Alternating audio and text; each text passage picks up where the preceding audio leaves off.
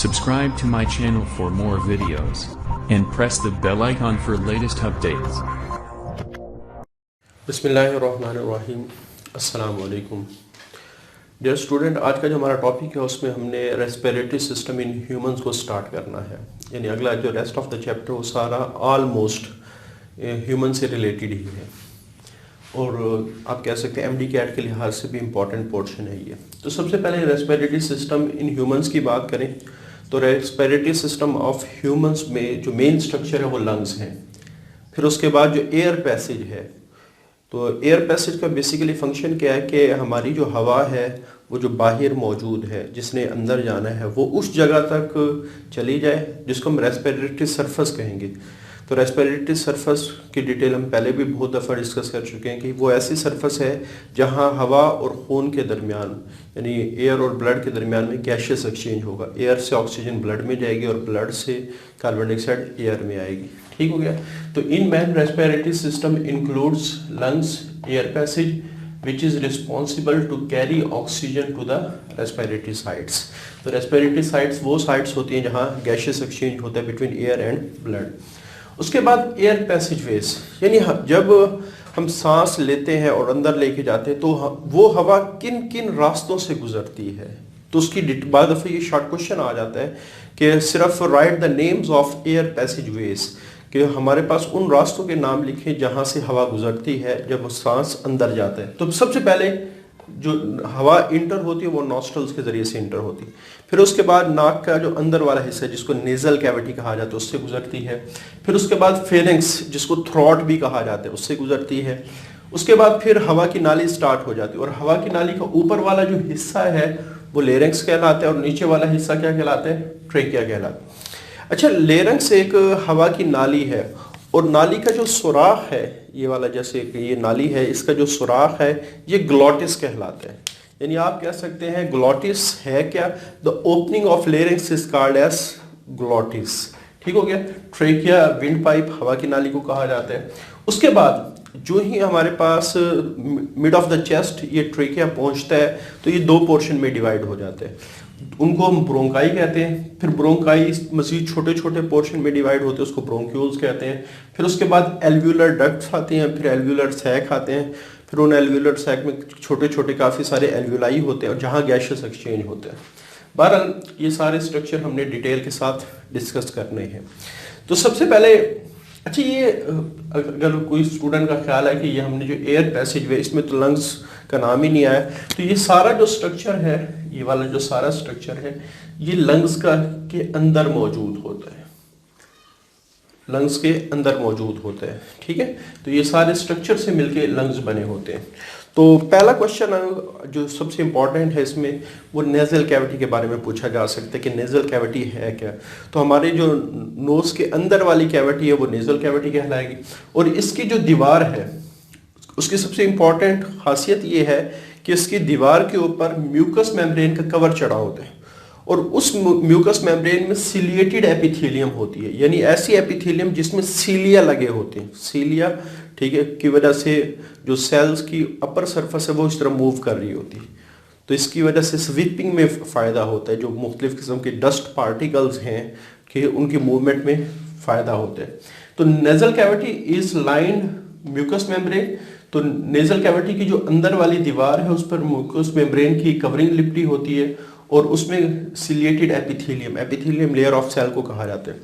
अच्छा, उसके बाद each nasal cavity is subdivided into 3 passages. अगर अंदर की बात करें तो अंदर की जो हमारे पास इंटरनल नोज है उसकी जो हड्डियां हैं वो इस अंदाज में बाहर निकली होती हैं नेजल कैविटी के अंदर कि 3 रास्ते बनते हैं। तो ये बड़ा इंपॉर्टेंट ऑब्जेक्टिव बन सकता है कि इंटरनल नोज की जो बोन्स हैं जब वो बाहर की तरफ उभरती हैं, उभरी हुई होती है, तो 3 रास्ते से बन जाते हैं। वैसे अगर देखा जाए तो बनने 2 रास्ते चाहिए, लेकिन ये जो 2 रास्ते हैं ये जो हमारी जो नेजल कैविटी है उसके डीप जाके ना ये आप कह सकते हैं एक बड़ी सी कैविटी बन जाती है, खाली जगह। यानी ये दोनों रास्ते एक रूम के अंदर खुलते हैं और उस रूम में छोटी छोटी प्रोजेक्शंस हैं। उन प्रोजेक्शन की वजह से वो जो नेजल कैविटी है वो 3 पोर्शन में डिवाइडेड नजर आती है। ठीक हो गया। तो ये हमारे पास नेजल कैविटी का इंट्रोडक्शन था। अब नेजल कैविटी का फंक्शन है। तो सबसे पहले नेजल कैविटी में हवा इंटर होती है पेयर ऑफ नॉस्ट्रिल्स के जरिए से। अब जो लार्जर डस्ट पार्टिकल जो एयर के साथ आते हैं उनको जो हमारी नेजल कैविटी के अंदर हेयर है, जैसे आपने देखोगे नाक के अंदर जो बाल होते हैं और जो म्यूकस जो अभी हमने बात की, वो बड़े बड़े पार्टिकल को ट्रैप कर लेती है। ये ऑब्जेक्टिव के लिहाज से इम्पॉर्टेंट है कि लार्ज डस्ट पार्टिकल्स को ट्रैप अंदर कैसे फिल्टर किया जाता है, तो हेयर के ज़रिए से और नॉस्ट्रल्स के ज़रिए से। जब हवा नेजल कैविटी से गुजर रही होती है तो इसको मॉइस्ट किया जाता है, वार्म गर्म किया जाता है, क्योंकि हमारा जो बॉडी का इंटरनल टेम्परेचर है वो 37 है। ठीक है, अगर सपोज ठंडी हवा अंदर जाए तो हमारे लंग्स के सेल को नुकसान पहुंचा सकती है। इस वजह से जो नेजल कैविटी, इस वजह से निमोनिया के चांसेस सबसे ज़्यादा बढ़ जाते हैं। आपने देखा होगा कि बच्चों को अक्सर आमतौर पे ठंडी हवा से बचाया जाता है। वजह क्या, वो थोड़े से कमज़ोर होते हैं, इम्यूनिटी कमज़ोर होती है, तो ठंडी हवा जाके उनके लंग्स के अंदर इन्फेक्शन काज करती है। तो इस वजह से नेजल कैविटी का फंक्शन ये है कि हवा को गर्म रखा जाए। ठीक, जब हम मुंह के ज़रिए से सांस लेते हैं तो काफ़ी ज़्यादा ठंडी हवा के अंदर जाने के चांसेस ज़्यादा होते हैं। इस वजह से नाक के ज़रिए से जो सांस है वो सबसे ज़्यादा इफेक्टिव होता है। और फिल्टर ऑफ स्मॉलर पार्टिकल्स, जो छोटे छोटे पार्टिकल को भी फिल्टर करती है, और ये सारा काम किस वजह से हो रहा होता है, उस म्यूकस मेम्ब्रेन की वजह से हो रहा होता है जो नेजल कैविटी के अंदर लिपटी हुई है। अच्छा, उसके बाद जब नेजल कैविटी से हवा गुजरती है तो फेरिंग्स में जाती है, और फेरिंग्स के लिए दूसरा वर्ड भी हम इस्तेमाल कर सकते हैं, थ्रोट, गला, या इसको हलक भी कह सकते हैं। तो ये भी एक मस्कुलर पैसेज है लाइन विद म्यूकस मेम्ब्रेन। अच्छा, म्यूकस मेम्ब्रेन के बारे में एक सिंपल सा कॉन्सेप्ट यार, जितने भी हमारे पैसेजेस हैं उनके अंदर वाली दीवार हमेशा म्यूकस मेम्ब्रेन से लिपटी हुई, जितनी भी नालियाँ हैं। ठीक है, वजह क्या है, क्योंकि जब चीज़ें उन नालियों के दरमियान से गुजरती हैं तो वो सेल को डैमेज कर सकते हैं। जैसे हमारा जो डाइजेस्टिव सिस्टम है ये ट्यूबुलर है, तो उनके अंदर की दीवार भी म्यूकस मेम्ब्रेन से लिपटी होती है। हमारे जो यूरिटर्स हैं वो ट्यूबुलर है, मेम्ब्रेन म्यूकस मेम्ब्रेन उनमें भी मौजूद होती है। यानी जो जितनी भी नालियाँ मौजूद हैं हमारे, आप कह सकते हैं, जहाँ से वो चीज़ें गुजरनी है जो बाहर से आ रही हैं या अंदर से बन के, तो उन सारी आमतौर पे सिस्टम्स के अंदर म्यूकस मेम्ब्रेन होती है। वजह क्या है, ताकि वो जो म्यूकस मेम्ब्रेन जो अंदर से पार्टिकल गुजर रहे हैं, जैसे फॉर एग्जांपल एक ट्यूब है तो इसके अंदर म्यूकस मेम्ब्रेन होगी, ताकि जो चीज़ें यहाँ से गुजर रही हैं अगर उनमें कोई खुदा न खास्ता ऐसी चीज़ है जो नुकसान पहुँचाने वाली है, वो सेल्स को नुकसान ना पहुँचा सके। तो बेसिकली म्यूकस मेम्ब्रेन ये हमारा प्रोटेक्टिव मैकेनिज्म है जो हमारे सेल्स को बचाता है मुख्तलिफ किस्म के हार्मफुल पार्टिकल से। ठीक हो गया, तो थ्रोट, यानी यहाँ नेजल कैविटी के बाद फिर हलक आ जाते हैं। अच्छा, हलक, ये थ्रोट, ये गला भी आप इसको कह सकते हैं, या साइंटिफिकली इसको फेरेंस कहा जाता है। जो ही हलक के अंदर चीज़ आती है तो आपको पता है कि आगे जाके फिर हमारी दो नाली हैं, एक खुराक की नाली, एक हवा की नाली है। ठीक है, हवा को हवा की नाली में जाना चाहिए, खुराक को खुराक की नाली में जाना चाहिए, द मोस्ट इंपॉर्टेंट थिंग। ठीक है, ये चैप्टर नंबर 12 में भी इसकी काफ़ी सारी डिटेल है। एक टॉपिक है स्वेलविंग का, उसमें सारी डिटेल है कि जो खुराक मुंह के ज़रिए से अंदर जाती है वो हवा की नाली में क्यों नहीं जाती। ठीक है, तो अब सबको पता है कि हवा की नाली के ऊपर एक छोटा सा ढक्कन होता है, यानी ग्लॉटिस के ऊपर एक छोटा सा ढक्कन होता है, कवरिंग होती है, जिसको एपिग्लॉटिस कहा जाता है। अच्छा, यहाँ भी एक मिथ है। ठीक है, आमतौर पे समझते हैं, जैसे मैं कहता हूँ कि ये एपिग्लॉटिस है, ये हवा की नाली है, तो एपिग्लॉटिस इसको ऐसे बंद कर देता हूँ। तो ये कॉन्सेप्ट बिल्कुल गलत है। जो आपकी बुक में जो डायग्राम बनी हुई है तो उसके नीचे ये बातें सारी लिखी हुई हैं कि एपिग्लॉटिस कभी भी उसको मुकम्मल तौर पे बंद नहीं करता है। तो इस वजह से ये बात लिखी हुई है कि कॉमनली हेल्ड बिलीव कि ये जो आमतौर पे ख्याल किया जाता है जो एपिग्लॉटिस है वो उसको कम्प्लीटली बंद कर देते हैं, ये ख्याल गलत है। During swelling epiglottis moves down, आमतौर पे अवाम का ख्याल है कि एपिग्लॉटिस नीचे आता है, लेरिंक्स के ऊपर उसको बंद कर देता है। व्हेन फूड इज स्वेल्ड, जब फूड निगली जा रही होती है, इज नॉट क्वाइट ट्रू, ये बात गलत है। ठीक है, आमतौर पे क्लोजर इज नेवर कंप्लीट, कि क्लोजर मुकम्मल तौर पे होता ही नहीं, यानी वो मुकम्मल तौर पे बंद नहीं करता, पार्टली क्लोज होता है।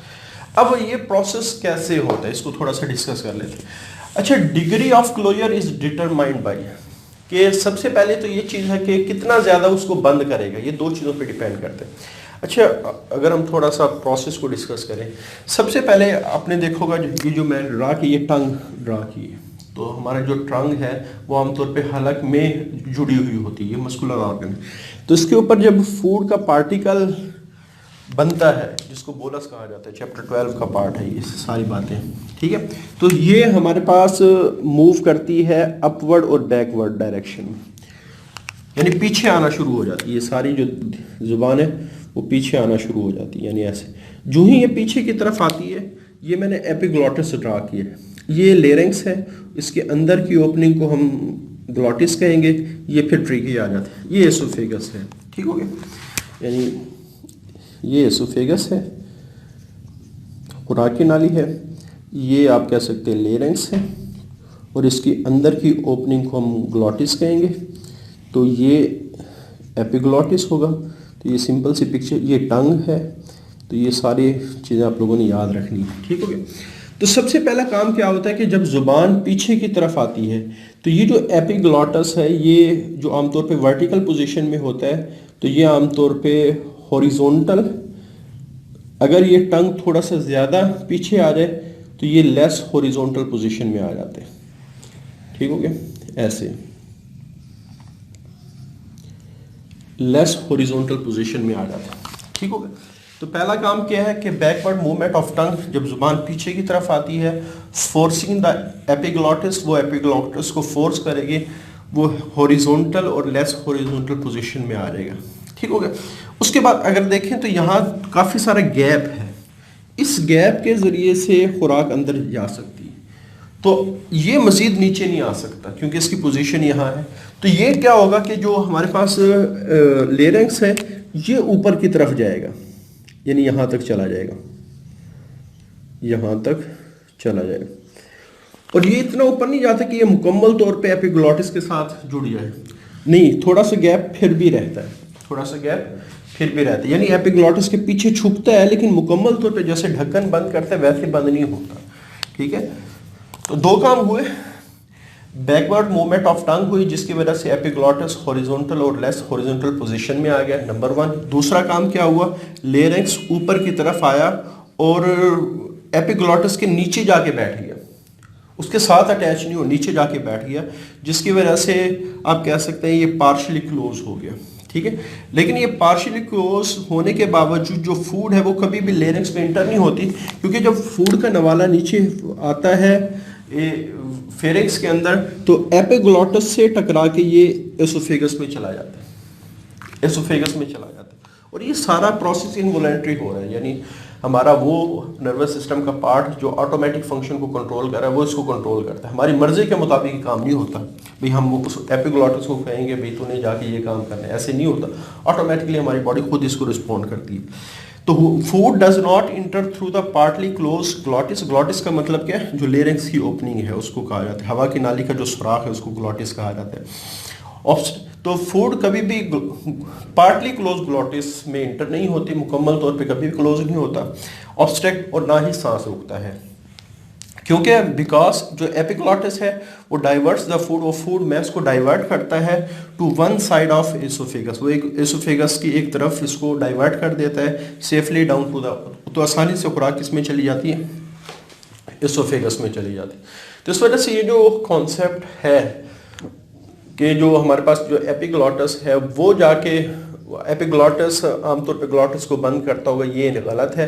एपिग्लॉटिस अपनी जगह पे सिर्फ थोड़ी सी पोजीशन बदलता है, जो लेरिंक्स होता है वो उसके नीचे आके बैठता है, फिर जो फूड है वो यहाँ से डाइवर्ट होके एसोफेगस में जाती है, ये ट्रू कॉन्सेप्ट है। तो ये बात आप लोगों ने अच्छी तरह याद रखनी है, क्योंकि ये आमतौर पे डायग्राम के नीचे ये बात लिखी हुई है, इस वजह से स्टूडेंट इस बात को आमतौर पे मिस कर देते हैं, और ये एंट्री टेस्ट बनाने वाला जो, यानी एंट्री टेस्ट के पेपर बनाने वाला जो एग्जामिनर होते हैं उसके लिए तो ये फेवरेट जगह होती है, ख़ासतौर पे जो डायग्राम की साइडों में चीज़ें लिखी होती हैं। तो रेस्पिरेटरी सिस्टम का आधा हिस्सा हमने डिस्कस कर लिया है, बाकी इंशाल्लाह अगले लेक्चर में डिस्कस करेंगे। आज के लिए इतना ही, अल्लाह हाफिज़।